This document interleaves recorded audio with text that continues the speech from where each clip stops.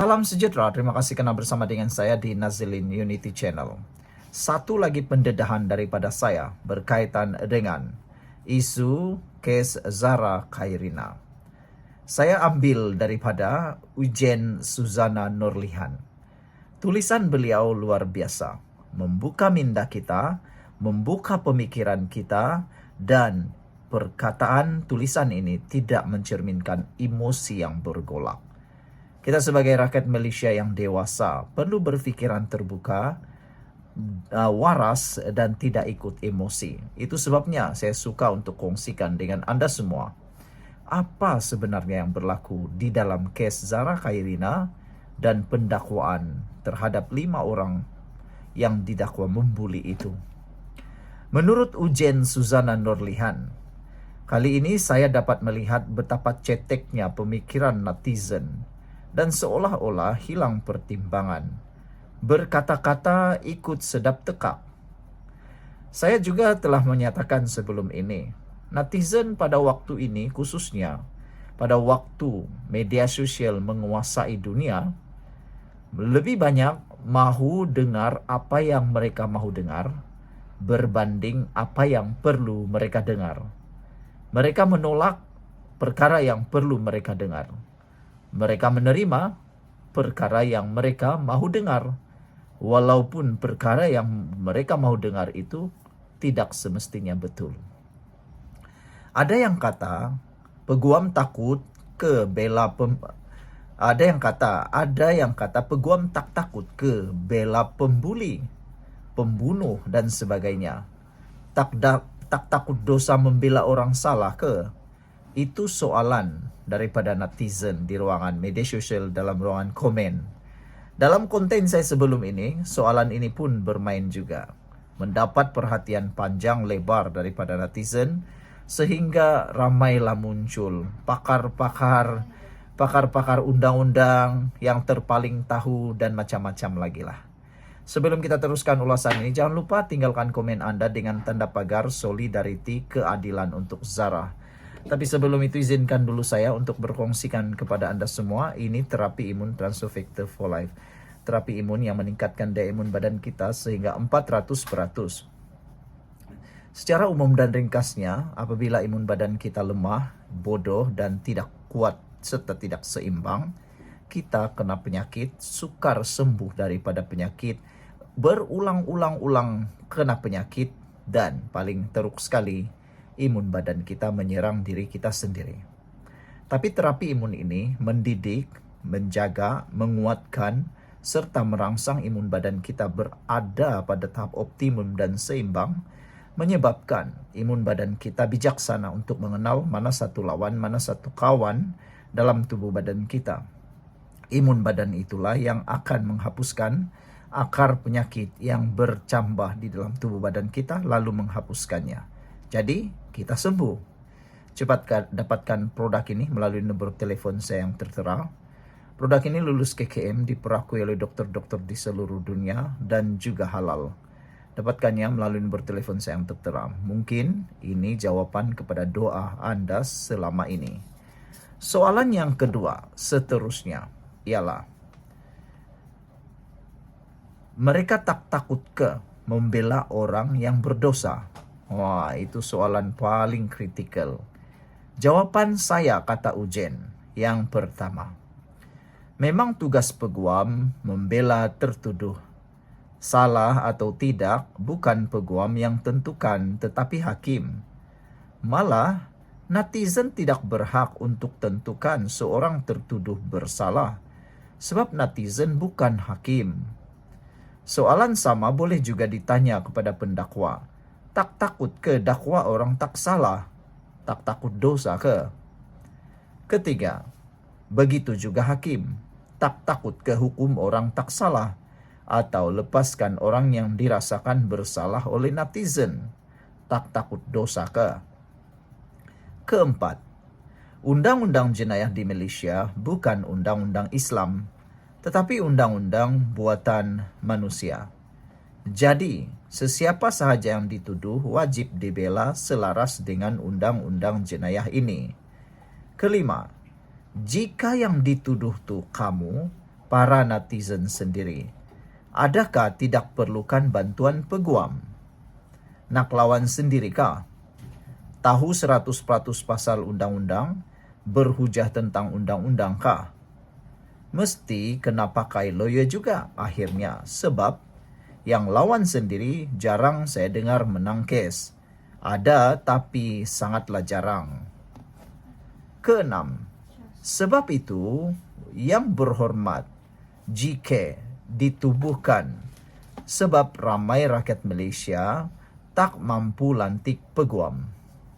Ini menunjukkan peguam sangat penting untuk membela sesiapa sahaja yang dituduh di mahkamah jenayah. Jawapan yang ketujuh, mungkin esok, lusa, kamu, adik-beradik, ibu bapa, nenek, datuk atau saudara mara kena tuduh di mahkamah jenayah. Masa tu baru tahu pentingnya peguam. Selagi tak kena batang hidung sendiri, takkan tahu atau takkan rasa. Hanya orang-orang yang pernah alami sahaja tahu pentingnya peguam. Boleh ramal masa depan, confirmkah takkan guna perkhidmatan peguam jenayah? Saudara-saudara sekalian, jika diteruskan soalan pembuka minda ini, ada pula yang mulutnya sibuk kata, takkanlah lawyer senior nak ambil kes pro bono, nak tanggung publicity lah, atau nak tunggang publicity lah tu. Dah famous takkan tak nak duit, kata netizen lagi. Jawapannya saudara-saudara sekalian ialah mudah saja, yaitu para peguam pun manusia juga. Ada simpati, ada empati, ada rasa kasihan, ada rasa nak bantu dan nak dapat pahala. Itu jawapan pertama. Peguam non-Muslim pun ada kepercayaan mereka. Bukan peguam Muslim je nak pahala. Peguam non-Muslim pun sama nak pahala. Jadi ini tidak pelik di kalangan kami para peguam, kata Ujen Suzana Nurlihan. Rupa-rupanya penulis ini, Ujen Suzana Nurlihan, adalah seorang peguam. Jadi sangat baguslah untuk kita tahu tulisan daripada seorang peguam ini. Jawapan yang kedua, sebenarnya bila peguam tu dah kayalah, sanggup buat case free. Sebab duit bukan lagi isu. Kepuasan nak membantu orang-orang susah yang sebenarnya mereka cari. Ketiga, bila buat case pro bono, saya sendiri rasa puas sebab berjaya bantu orang susah yang saya rasa dianiaya. Kadang-kadang saya sendiri nak tunjuk pada orang ramai, saya sanggup bantu free sebab saya tahu rasa dan perasaan mereka. Bila susah, dihina dan bila tak ada orang nak tolong, Allah hantar manusia yang tak dikenali sudi untuk menolong. Keempat, niat setiap peguam, saya tak nafikan, saya memang tidak tahu. Tapi selama saya bekerja sebagai peguam bela jenayah, saya belum pernah jumpa peguam bela yang buat free sebab nak glamour. Semuanya memang ikhlas dan sebab tu mereka sanggup bermati-matian lawan sedangkan sesen pun mereka tak dapat. Tak percaya? Masuk kot, tengok sendiri. Kalau nak glamour, tak ada peguam free sanggup bertegang urat dengak dalam kot. Lagipun, kalau kalah glamour apanya? Lagilah hancur. Kelima, sebenarnya bila ada kes berprofil tinggi, jarang ada peguam akan ambil bayaran untuk buat kes. Kalau ada pun, memang terpilihlah. Macam kes Najib. Saya percaya peguam terima yuran guaman, tapi dalam kes berprofil tinggi yang melibatkan rakyat Marhaen, selalunya para peguam akan terima kes secara percuma. Sebab kami para peguam dididik untuk membantu secara percuma bila perlu. Itu tidak boleh dinafikan kerana rasa tanggung jawab memiliki ilmu untuk berbakti kepada masyarakat, katanya lagi. Keenam, Dan paling penting, bila kes berprofil tinggi, ramai peguam tak nak ambil kes sebab tak nak berdepan risiko untuk dikutuk oleh orang ramai.